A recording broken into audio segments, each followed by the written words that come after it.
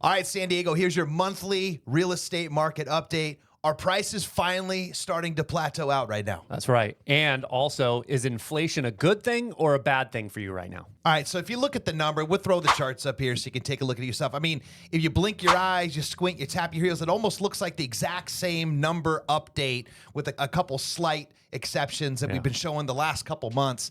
But the one thing, though, that's popping out, though, is you see the prices starting to go level. They're starting to flatten down. Now, here's where the big existential crunch comes in. Now, if you're a seller, you have to ask yourself, is this the harbinger of the plateau then, which is going to end up being a distribution curve because it falls back off when the Fed policy ends up coming and kicking the economy in the face? Or is this just a little respite? They're going to figure it out, rates pop back down, and then bam, it's going to shoot back off.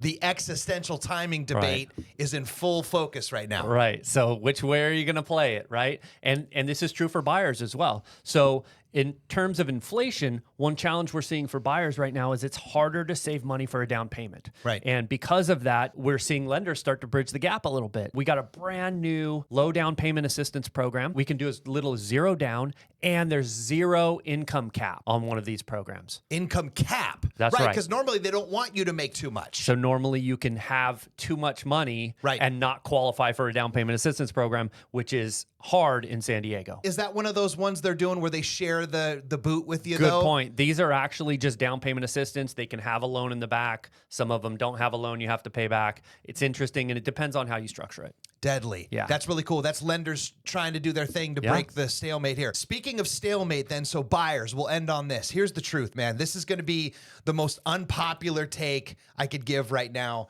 I could see people throwing stuff at their phone screens, but you're going to have to make a choice right now. Are you betting against or for yourself in this future scenario? So same thing we mentioned about the sellers. One or two things are going to happen. Either the economy is going to totally bust and you're going to be that one buyer out there like, dude, I held out. I got the lower price and the rate came down, and you're going to be doing like the Kirk Gibson fist pumps running around the bases.